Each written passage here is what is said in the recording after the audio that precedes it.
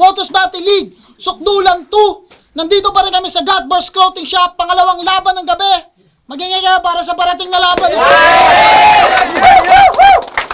Siyempre maraming salamat sa Pastry Vapors, Crown Manila, yan, TPCM Macau, maraming salamat sa inyo. Sa Bobadilla Group of Companies, Momento by Bobadilla, at siyempre ito Pastry Vapors, Aspire, yan, maraming salamat. Siyempre shoutout sa Sisig Repeat, yan. Salamat kay Utol Plus One, kay Utol Lemmy, yan, maraming salamat sa inyo. Eto, laban to, sa kanan, galing pa ng Batangas, mag-ingay para kay Ricky Naro. Opelas, mamaya na iba. Sa kaliwa naman, galing pa ng Sipalay at ngayon nasa Las Piñas, mag-ingay para kay Nathan. Para Republic, South Cyclic, No Pressure Collective. Shoutout sa original clothing para sa damit na suot ko ngayon. Message lang kayo sa page nila. Tapos sa Substance Abuse kay Taxes, maraming salamat sa LGU ng Sipalay, kay Ma'am Catherine, si SNK, tsaka sa girlfriend ko, Erica Barcoma. Siyempre, shoutouts nga pala sa mga tropa dyan, Sipalay Rap. At siyempre, shoutouts kay Most High. Supportahan nyo, pakinggan nyo yung music niya. Eto, nag-cointos kami, nanalo si Nathan. Pinili niya mauna si Ricky Naro. Unang banat para kay Ricky Naro. Sukdulan 2, laban to. Yo! Kamusta? Tagal kong pahinga sa battle. Kaya si Sight, di ko bibiguin. At sa ihahain kong Ricardo, wala akong titipirin. Di ko kailangan ng maraming paulo para lang masabing may palalambutin. Kasi kahit kalaban ko na't ngunguyain. Kasi sa totoo lang, tamad na tamad ako na ikipaghandaan.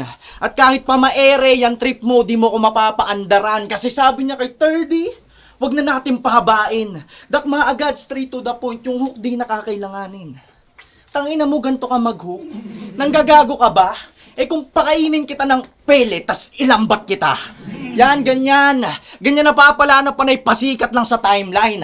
Biruin nyo yung hook in straight to the point para lang masabing may punchline. Tas nung huling niyang laban, panayabang, wag ka nga dyan dagos. Palagi daw siyang player of the game kahit wala siyang puntos. Pati si Sight sinisilipan para pag siya daw sumipat ayos. Eh kung nanalo ka man kay 7K, di ka pa rin titimbang sa tulad kong 90 kilos! O ano, yung suntok, di nyo ba lubos na inasahan? Natagilid balansi na itong nut, ngayong mabigat na yung kalaban. Kaya taga sa bunbunan, laslas lalamunan, taktak sabay tadyak hanggang sa matauhan at oo. Brutal kitang tatrabahuhin hanggang dulo. Ironic na ako yung baliw sa kataga pero ikaw yung nasiraan ng ulo. Yalantarang pagka-brutal. Sa pagkitel, lahat sila'y titig. Pagkitel putang ina. Lahat sila'y titig. O di ako nag-choke! Sadyang may salarin lang sa pagpatay kaya napatikom ang bibig at sa lakas ng dilubyo. Sa puno, napakaway. Yung depensa sablay nung sa tree sumabay. Kasi puro panay panlalait lambay kaya alam mo na pinagkaiba natin. Sa pukpukan, di ka sanay. Habang ako, nilagari ko yung tree kaya nga napaaray. And fuck! Nut is not a threat when it comes to nutting lines. Two sticks in this piece na parang nag-hobby yarn. O nut, hobby, yan, napag-connect yan ng mabuti. Now you're not tight enough ngayong natalik ko tong pusi. Tapos lumilinya ka ng, shit eh. Kaya na-spread yung amoy. Aba, magtigil ka. Talagang tumatapal pa sa shit nung 7 para lang masabing pampers siya. Kaya palagi ka nagtatay sa battle eh. Wala kang preno. Pati yung multo ng Tacoma gusto maiputan. Aba, daya, perno. Pero kahit ikaw ang kinikilalang tirador ng Negros, pare, ako'y walang kaba. At di porket binigyan ka ni Sight ng 3-7 ay laki ka na. Tas sa Batanggenyo naghamon, naku hindi ka sasabay. Babasagan ng bungo, walang humpay kang aaray. Ikisan ko tong natgamit lanseta sa kamay, itong dumayo galing Negros sa bara ako mamamatay. O ba't ka sumasabat? Napaghahalataan to na bastos. Ikay alalay lang ng Christian, wag kang umaastambos. Sa sobrang lakas ko sa itaas, ito na yung bakas na yung kos. Buhay na ninitan yung niregalo sa akin ng Diyos. Time. Unang banat, free time.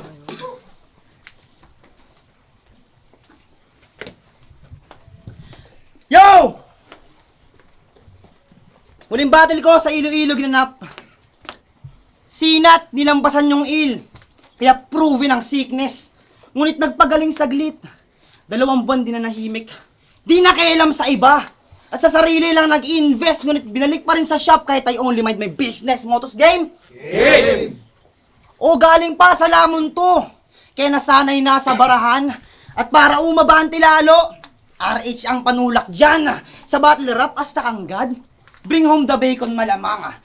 Bake on lang mo na yan kung Diyos ang alak at tinapay katong basay dugot laman.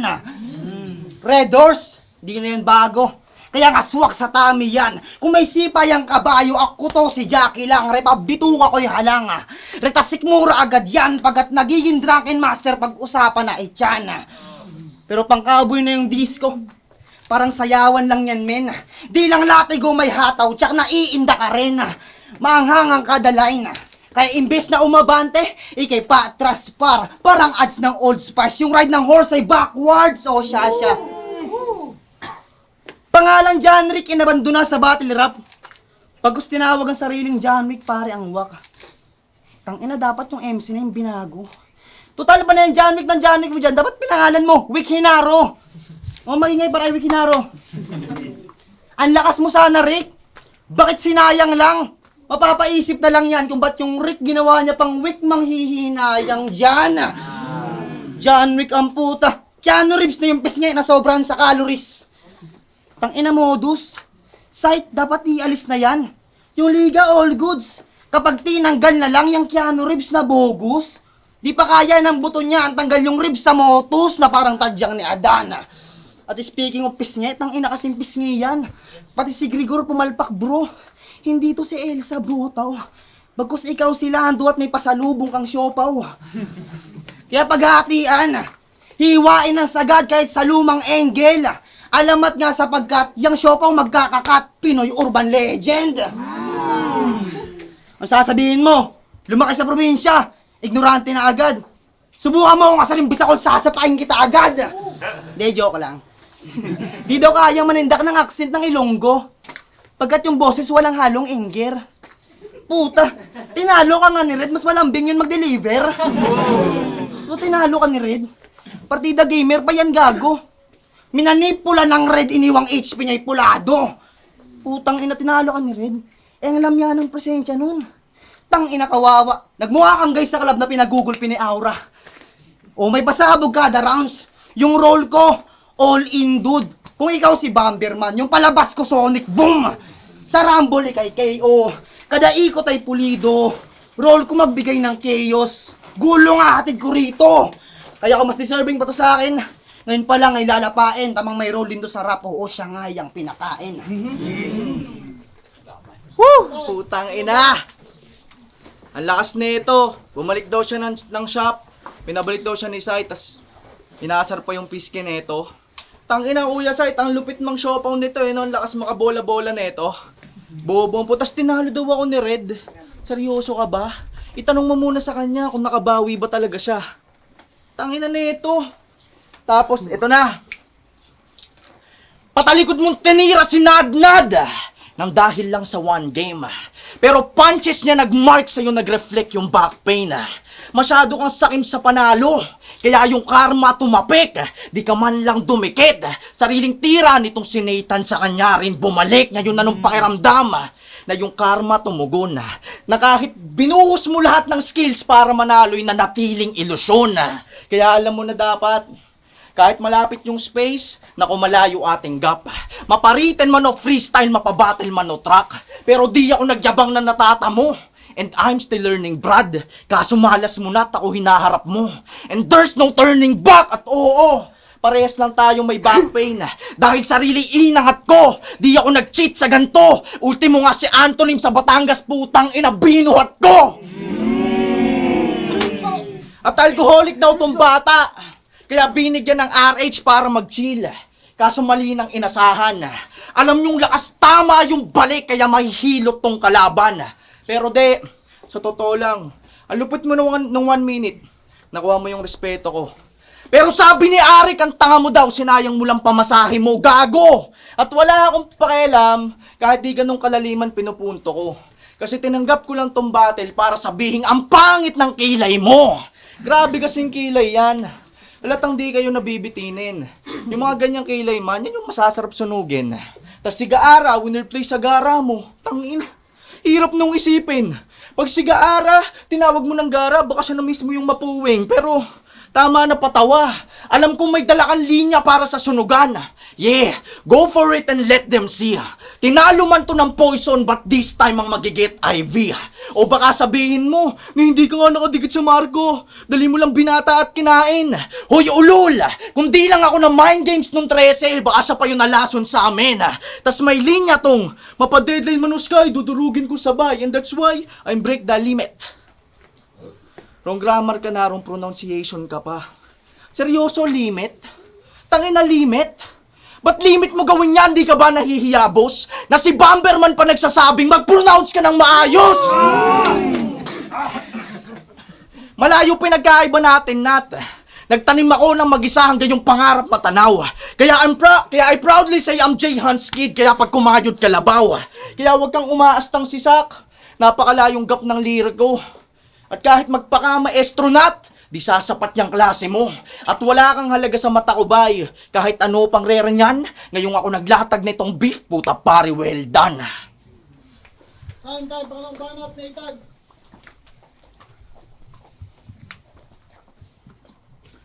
Yo! Parehas kaming tinalo ni TRD. Pero wag kayo. Mas naging inspirasyon niya yan, Brad. Biruin mo tinalo lang ni TRD. Terorista na agad! Congrats! OA! Lina mo ng sistema, ay aba! Talunin ka ba naman ng abuse, sayap na wordplay? Magre-rebelde ka talaga! Tas sabi pa dun, oh, yung dating empty, pinatubo. Tamang niyabang mo yun kay TRD. O pinanindigan, mountain, pagkat steady. Walang mararating yan, kainsaki na lalagyan, simot pati ang sisidlan. Pinatuboy siya na FT, ngayon lalamunin yang. Itinurin nyo na empty, naging panlaman tiyan. Di lang yan. Naging panlaman tiyan. Turin nyo na FT, naging panlaman tiyan. Di lang yan.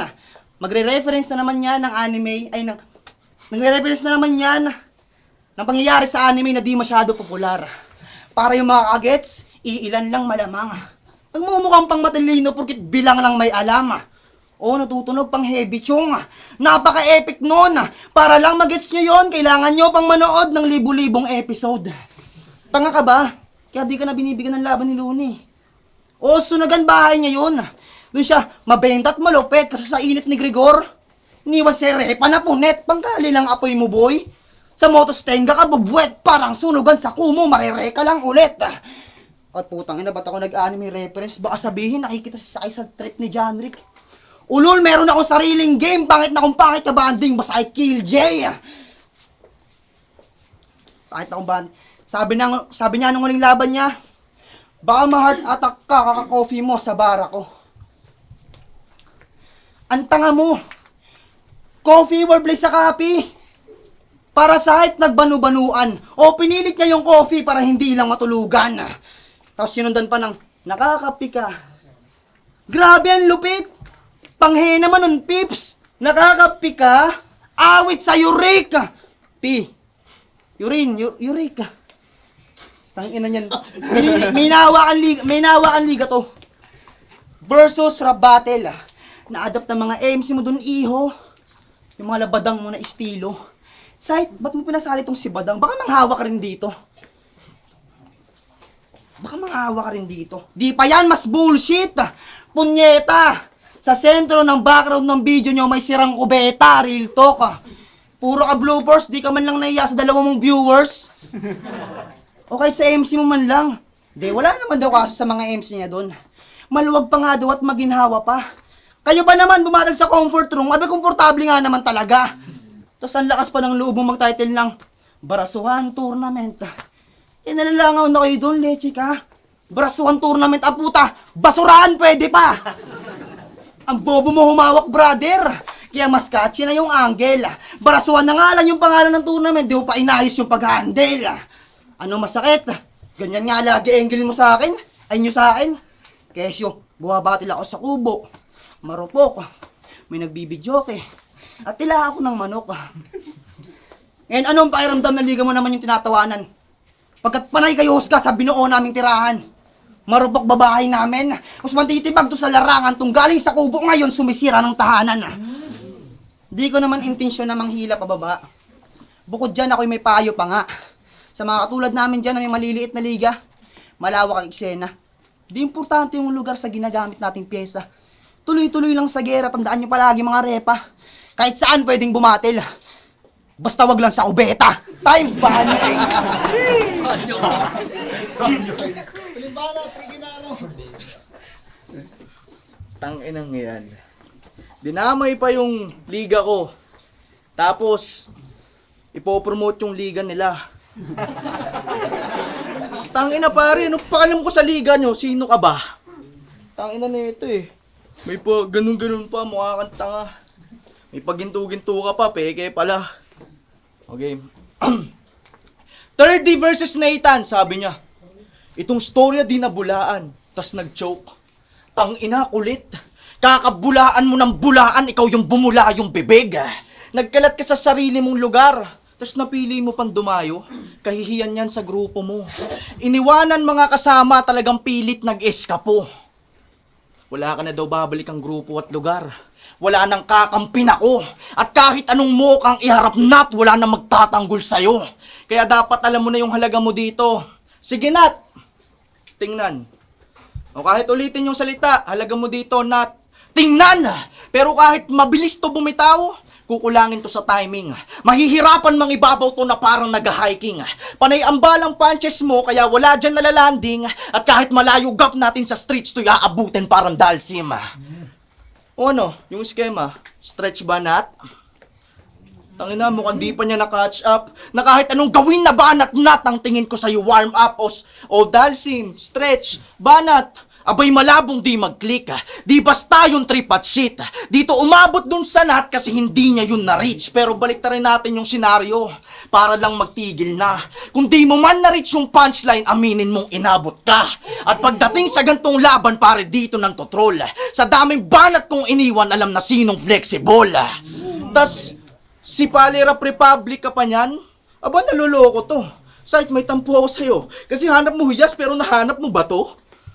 Pero di naman sa minamaliit ko kayo para lang mas klaro sa'yo. Na bago kayong makiani kay Sight, tang ina magsipalay kayo. Tas laban niya sa flip-top, nagmukha siyang tanga. 1 minuto na nga lang yung oras, nagpe-fake choke ka pa. Tas yung fake choke niya ganito. O akala mo nag-choke? 2-3, minsan na din naloko ng James. Sabay sundot ng, James Reed! Di pa rin nabasa, libro na to, gago! Tanginang to, tarantado. Talagang ipipilit, maipasok lang yung tira niya. Nananahimik na nga si James kay Nadine, pinadadakdak mo pa. Tas yung kotse, winerp niyo sa kotse.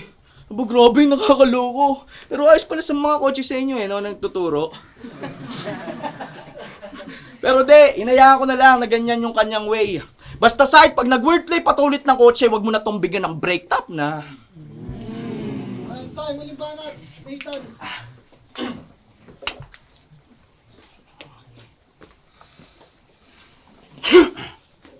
Yo, round 3. Sabi niya kay Sensei, marami kang bukang bibig sa battle pero wala ka pa rin sinabi. Sabi ni Apex kay Bagsik, marami kang pwedeng sabihin sa battle pero wala ka pa rin sinabi. Puta, nasabi mo pa yon? Yan, alam na ng lahat na magnanakaw ka lang niya. O nasabi niya pa yon porkit may say pangalan ng kalaban niya. Kawatan tunay na kulay. Itong gamer na baduy, ilang problema niyan sa buhay. Parang si Makoy. Kinokopya mo yung Haring Araw sa matching. Unggoy na to, mapanlin lang. Ikaw pala yung doppelganger na sa Ultimate Nissan. Di lang yan, tiktokers pa to. Panood ko yung video mo. Sabi nyo, may comment sa kanyo. Kaya Rick, paano ba naaalagaan yung long hair mo? Sagot ni Gago, huwag ka lang palagi magsusombrero para makahinga yung buhok mo. Humihinga yung buhok? Milangs ba yan? Sinisi mo pa yung sombrero? Kap naman, binabalaan kita Gago, na dapat mong makabisado at mamemorize yung punto na kahit may hininga na yung buhok mo, ako pa rin magbibigay sa ulo. Gets mo ba? Nabigyang aral. Pagkat di ako madamot sa leksyon, nalilimos ko sa'yo dudong. Pagkat ang slow mo kasi kaya't inabutan ka ng tulong. Bang! Sa utak tinamaan. Sa ulo dumiretso itong RH may epekto. Wala akong gana dyan, men. Parang wala akong gagawin. Sa puputok agad tong kwento na malahuan kay Pedro, kaya nga tatama din. Pasaway nga tong sinaitan. Sakit sa ulo ng larangan kay yung stroke, agad-agaran RH, I'm sorry. Nagmistulan ng anggaan man at sa utak tatamaan niyang may kabayo sa pangalan, Richie the Horsey. Sunugan Kali represent. Street Fighter. Laban sa pro. Alam nyo na sino si Bak. Di tatama yung si Gago, si KYG, OG Mac. Sa laban laging God mode, banal na ako, sorry Brad. Parang arrival lang ni Tyson yung bitawan holy punch. Listen, yung reference ay marketing sa pandinig tsak nabibenta. Mike Tyson, Holyfield, kaya nga kumagat sa tenga. Pero kung gusto mo ng street fight, yo game, sino ba masira sa atin? Di ko tinuring to na break, basag ulo para sa akin.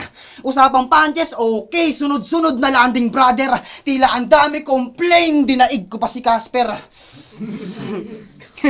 Kada punto ay markado yung sigago na gimbal. Kada angle tinatakko parang sargo sa bilyar. Malamang sa malamang bro.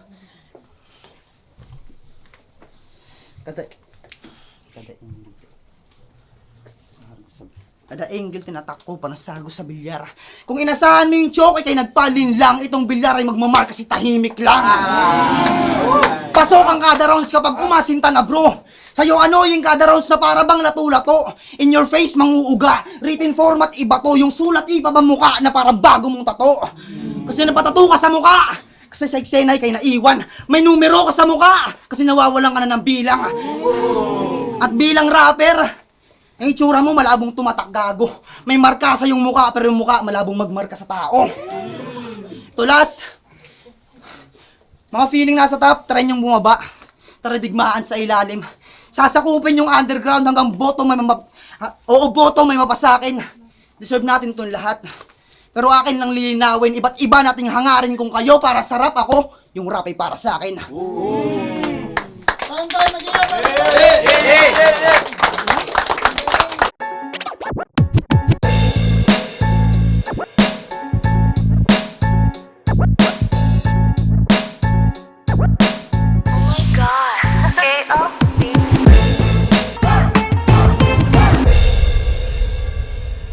Yo, Motos Battle League, Sukdulan 2. Magingay pa kayo isang beses para sa laban na yan.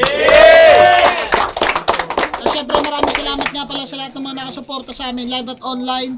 Yan, kung di ka pa nakasubscribe, subscribe nyo na kami.